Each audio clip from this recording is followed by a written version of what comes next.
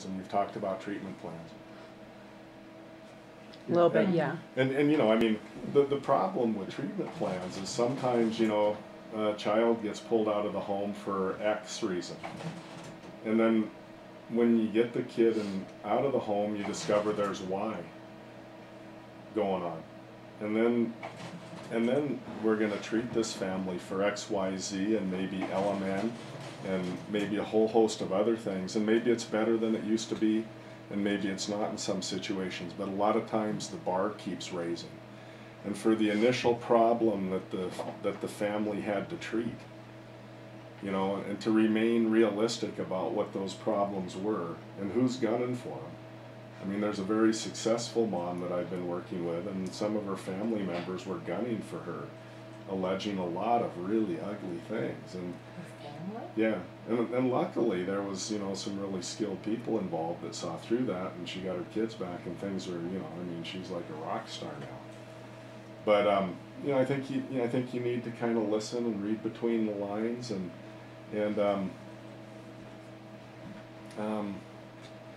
you know, maybe at some point realize that parents are just going to be good enough parents. We're not going to put them into a treatment program to make them perfect parents.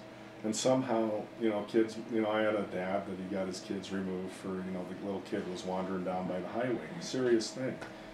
He hadn't gotten the appropriate medical care at some point. Serious thing. But when the kids were in foster care, you know, this one little guy who I know quite well was, you know, reacted to that so poorly, he needed a lot more treatment. And then, you know, all of a sudden, Dad had to do all these other things and address all these other issues that maybe he didn't have to get the family back together. And I heard you talking about supervised visitation. I always think families do better in the least restrictive environment. You know, I think it's a horrible experience for parents and kids, unless they need it, to have to go to the department and play in front of a one-way mirror. You know, I think it's so much better if grandma can do it. I mean, and this all depends on what? Relationships and team building. To go back to this dad that hates me because now I'm a guardian ad litem that's screwed, you know, guardian ad litems have screwed him over. So I've just stepped into that role.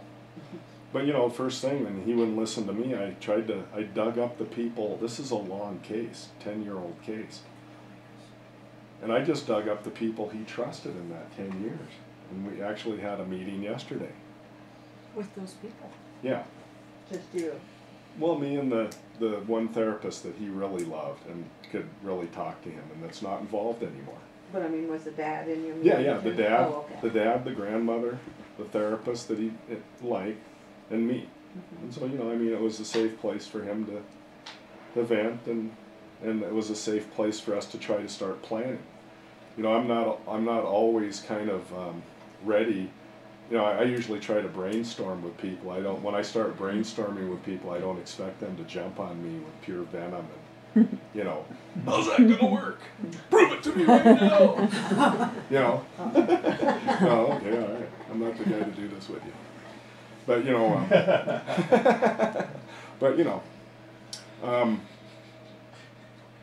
I think that's the important thing. This all happens with relationships, right? And the more we can have relationships with the workers and who's ever involved in the case, you know, it's probably better. You know, and kind of teamwork it out. I don't know if Vicki Whita comes to these. I saw John Whita does. But I always enjoyed, you know, Vicki Whita was a social worker with the department, and one of my mentors, and I followed her into homes where she removed a child, and when I got there, the mother was like, you know, I have a lot of potential, and I'm going to be going to college, and I have a chance to get my family back together. You know, she had gone over and somehow empowered this mom and removed her kid. I was like, what the hell? What just happened here? So what is your position? Are you part of the treatment plan as a social worker? I mean, what is your role? I'm public health. In public health, I have like the best social work job in town. But are you part of the cases that we're dealing with? Sometimes. Sometimes. It used to be more. I used to run a program called Partnership that provided the in-home treatment, home treatment, for most of the families got in tough situations, not all. but we don't have that contract anymore at the health department because it's not considered prevention. When we took that contract, you couldn't have an open BFS case, and then when we decided to let go of it, we were going from intake, which is the folks that just need help, to ongoing, which I know is blurring even now. But so they were just giving us the chronically hardcore cases, and we decided it didn't fit under the umbrella of the health department being more of a preventative program. But the health department, we have, 2 social workers and 3 nurses, and we go out into the community and work with families from a strength-based perspective and create a relationship and provide case management. Before they get to Yeah. So separate from information, education, separate counseling. from the Child Protective Services. Yeah. Now we might get referrals from Child Protective Services. Okay. And we might have a family more often now that as we're working with them, they get in trouble. So we're already working with them, so we're already an identified support. Okay. And, or we may even refer a family to child, I've been part of removals and the moms ask for me again when they come back because they've been treated fairly. And they've been, given the space to safely consider their circumstances and understand what happened. And we're given a fair shake. I don't call, unless it's a safety issue for me or somebody else, I never call a client in to Child Protection Services unless I'm sitting there with them. And they know that they'll never hear anything behind their back from me. Unless I've worked with some gangbangers where that wouldn't be a good idea. One of the gangbangers that I'm working with just wrote a letter to my boss. They're in Helena? Amateur. But this guy that I'm working with he's a Hispanic guy that was in a gang in LA, hardcore one. He came here, struggled to get sober, kind of put his life on hold for a long time and played a video game. Kids, they populated the house rather well and had a big family. And then, they never treated their issues, so their family is about ready to come apart, and that's when he decided to join into the health department treatment plan. And now, what was nice about what he said about our services is we've learned ways now to handle our problems to move forward. That's good. Yeah, and that's what we try to do. Okay. I mean, there's always a dependency stage, a hold your hand stage. I'll clap and cheer you on, and then there's kind of like, you graduated off and we'll be here for consultation. I think, I don't know if we ever, I haven't moved beyond the consultation stage. I still have to consult on nearly everything in my life with any consequence. But I've learned to do that and seek people out. And hopefully that's what we're doing. We're creating a role model of some healthy relationships and how to, build healthy relationships. And of course, if you're one of the first ones that people have had, they're probably going to call you again when something comes up. You're their resource. Yeah, The go-to guy. sure. And I've been here a long time, so. You're in their circle. Yeah, in the circle. You're in their circle. And it's all about the circle. It's all about doing things that people can relate to. Bill always tells me to be sure to tell the story about the chainsaw. But, in terms of strength-based and walking into a home that might just shock you, I worked with a big, full-blooded Native American Indian, but not from Montana.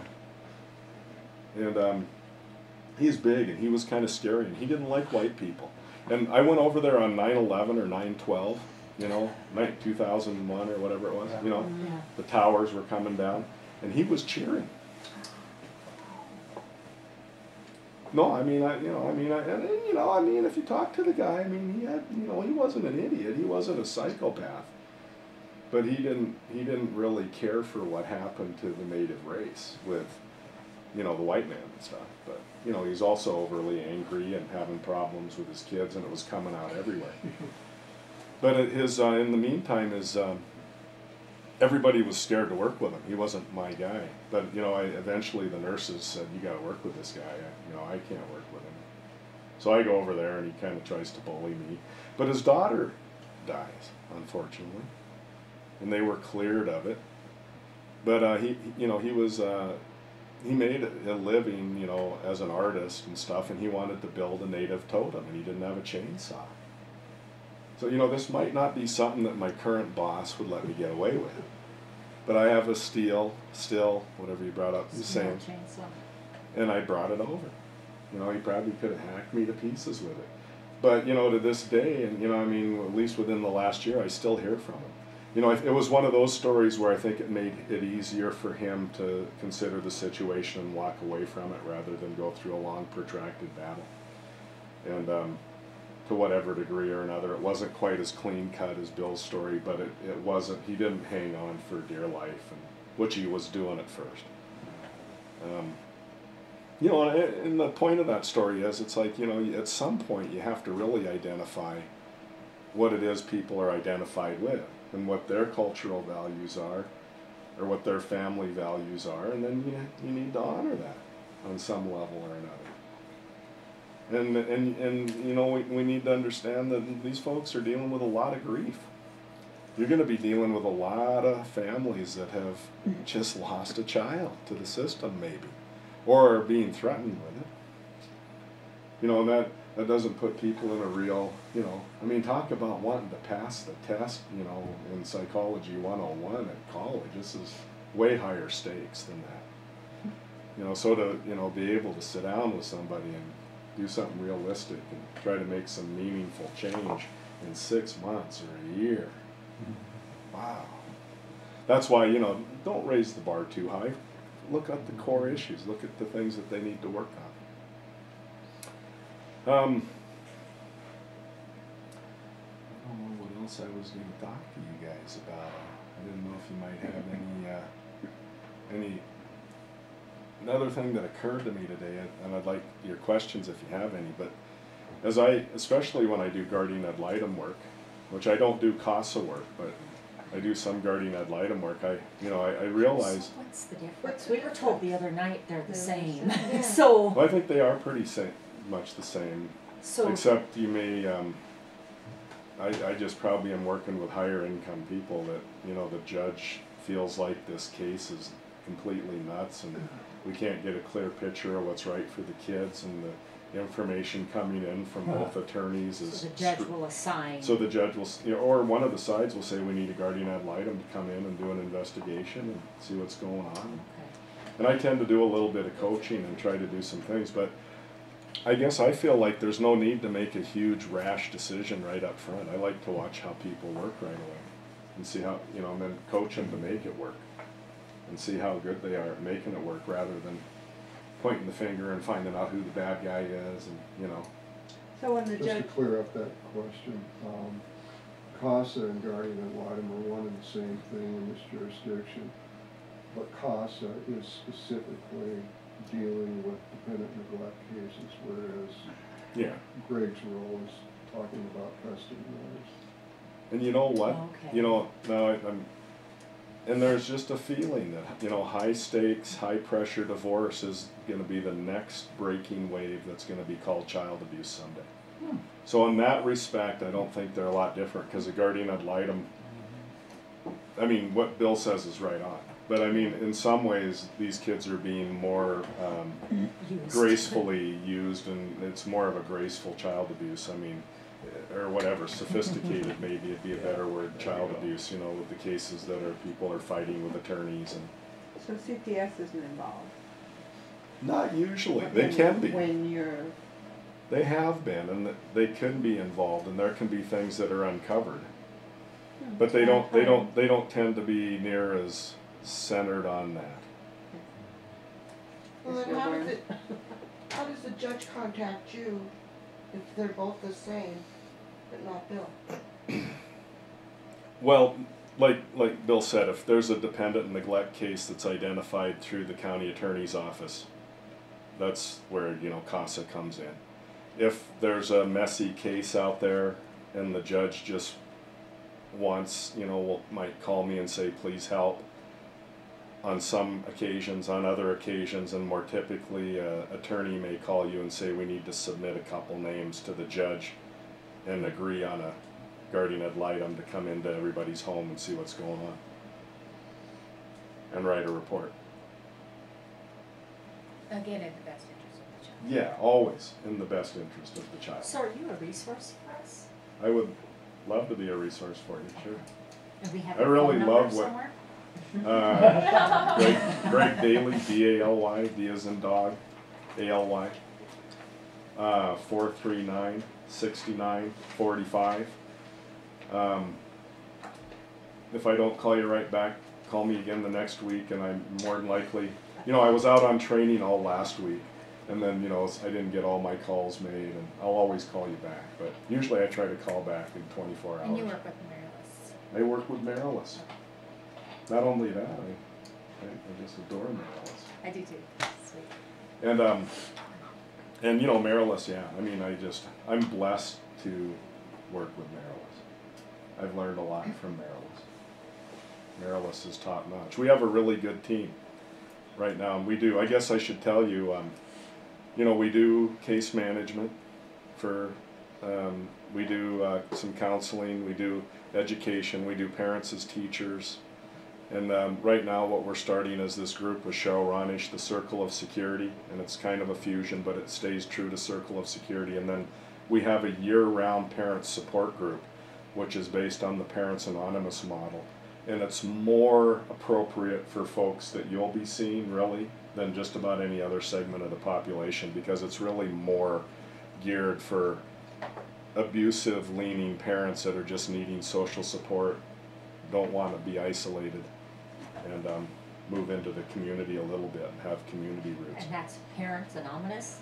Yeah, we call it Parents Group, and we Okay. call it parent. You know, right now we're calling it, you know, a year-round parenting from the heart, and that's the support group for that. But it's based on the Parents Anonymous model, Oh, okay. which is a national organization that, you know, just brings families together and has a family-owned, professionally facilitated group to kind of talk these issues over. Okay. And professionally facilitated comes in, or else sometimes they'd all be agreeing, you know, to Yeah, spank that kid. yeah, I guess that tape might work tonight. That's you know. right. I mean, at some point, and sometimes you got to kind of, you know, steer the conversation a little bit. But anyway, you know, those are some of the thoughts I had, and you know, wanted to share with you guys. And I don't know if you have any questions or. Who's Marylis? Marylis Filipovich. Well, That's not a person that's, They have the same position. They're both Oh, Yeah. social okay. workers at. okay. she's just a wonderful person. That she's been, you know, she's had Bill's job, I think, up at the department at one time, and or maybe something like that. And she's been a social worker at the department, family services, and then she's been a private therapist. And, you know, she one of the coolest things she's done is she had an outdoor, like Outward Bound kind of a treatment program for, you know, emotionally disturbed teens. And then she's, you know, working at the health department now. And, she's a good administrator, unlike me. I thought maybe I spaced out a speaker. SSRI, you said it, and I didn't have, I always like to know what acronyms mean. Like Prozac, you know, Well, what- selective I assumed that's what you meant because you were talking about antidepressants. I want to know what SSRI means. selective serotonin reuptake inhibitors. Okay, thank you. Sure. EMDR. You know, Okay. Gonna drive them crazy. no, one of the things that we really, this is really another important thing, is what we really center on, and what I center on so much with clients and families and in groups, and what we teach in parenting classes is emotional self-control, emotional self-organization. And EMDR is eye movement desensitization response. Okay, so they, you know, a lot of vets coming back from, you know, having PTSD, and women that have had, you know, terrifically horrible assaults or what have you, especially with trauma, you know, they fought about this for a long time, and who broke the fight was the insurance companies started paying for EMDR therapy, which is, you know, thinking about something and then doing specific eye movements that cause bilateral stimulation of the brain, because trauma lateralizes in your brain neurologically. And so to do these stimulation exercises releases the trauma of the memory. The memory takes its rightful place as memory does, but it's not intrusive all the time. It's not always pushing on people. So one of the cousins of that is called EFT, emotional freedom technique, and there's some different ones, but it's basically the bilateral stimulation of acupuncture points. And it's kind of funny. One of the funniest stories I have of it recently is I was suggesting it for a client recently, and the attorney became interested in it and had me teach it to him, and he's claiming it changed his life. Now, it's either effective right away or it's not. It's not like, you have to build up a blood supply of it. It's not like you have to talk somebody into it. It just either works on your anxiety or it doesn't. But when it does, it's pretty profound, and so we teach it in our parenting classes. And it's based on this, you do this, the only side effect is feeling stupid, isn't it?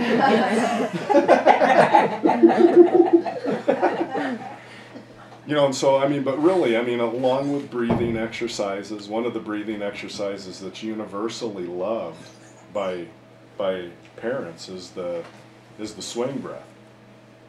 Where you put your child or your problem on a swing, and, you take a big, deep, diaphragmatic, breath in through your heart, and you hold that child, and especially kids that are out of the home, moms love this, and then you release that breath with love and just let go, and the child goes out, but only so far into wherever, no judgment, just release, and then you do that for a long time. You do that deep breath for a long time, and it's really profoundly centering. And when people are centered and they're not in their reptilian brain, they make better choices. And that's one of the things we touched on earlier, is so many of these folks, me, sometimes, if I was sitting in here tonight and I was in my reptile brain, and for some reason I was really threatened by all you folks, I wouldn't be able to talk. And maybe you still don't think I can. But you know what you never grew up. But that part of the brain discerns if a stick is a snake, or but some people just think every stick is a snake, and they're always hyper vigilant. And they've just learned to be hyper vigilant. And it takes a lot of screwing around with a human being to make them emotionally disturbed. So that's one thing about parents. It took a lot to screw them up, and it takes a lot to screw up these kids. So we know there's patterns involved in what's going on. Kids don't just get emotionally disturbed from one abuse incident. And I use the ACE. I love the ACE, Adverse Childhood Experience stuff, and I like to give clients that, and especially.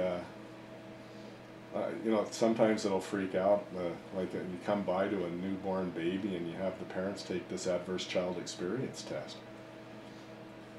Not test, but survey. And, you guys, anybody familiar with that?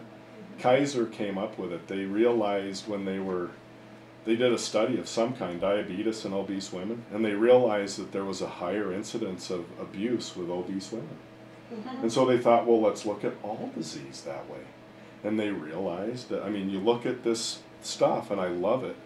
It's like one adverse childhood experience, all the typical things you'd think of, and having a parent incarcerated, and a lot of different kinds of loss, and sexual abuse, physical abuse, psychological abuse. The more of those ACE experiences you have just across the spectrum, the higher, all different kinds of self-destructive behaviors, and heart disease, and early morbidity. Across a wide number of things. So you give this test, and what they developed was 10 items. And the higher your ACE score, the higher your risk for disease. And lower productivity and everything else. And I remember this one little young couple, they had a pretty high ACE score, and they looked at that, and they have this new baby they're happy about. Wow. And they're going, what the hell, Daly? And I said, well, what is this? What's the connection here? And they both kind of looked at each other and said, this kid's going to be a 0. And I said, yeah! That's right. But it's a neat little test. Well, they know it was gonna be a 0. Well, you know, that's their, I mean, Yeah. everything on there is controllable.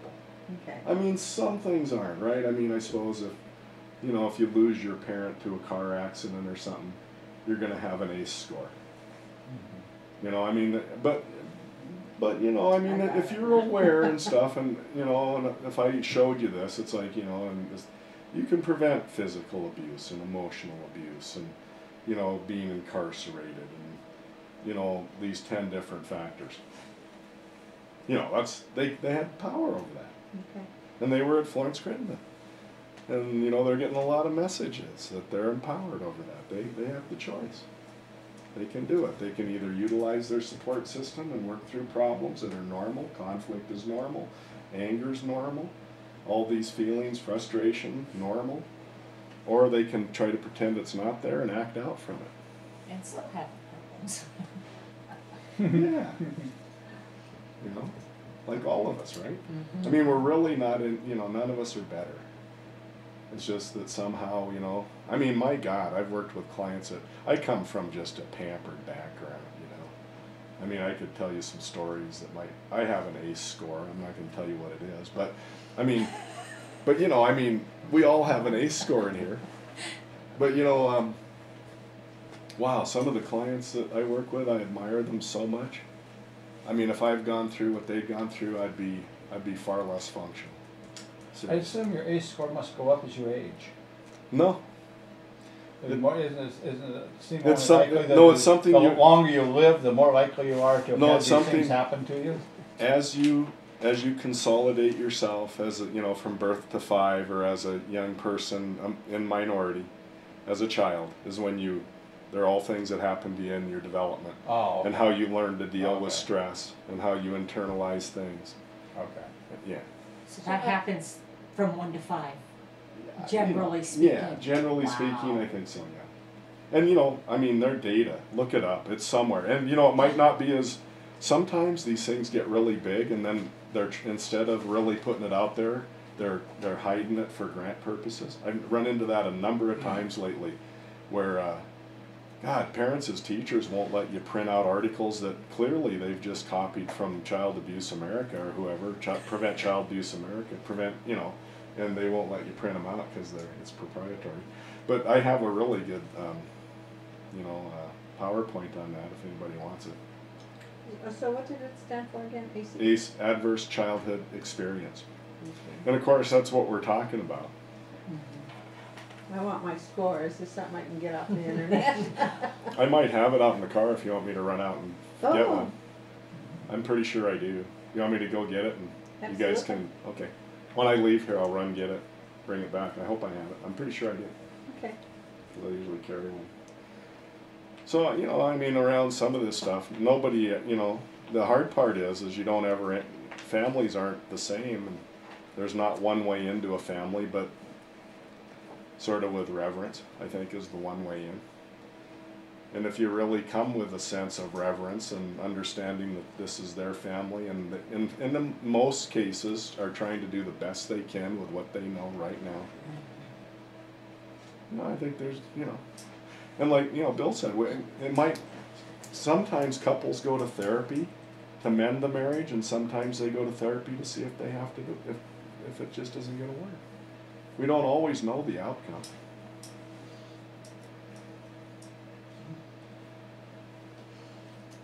So, you guys want to see that, don't you?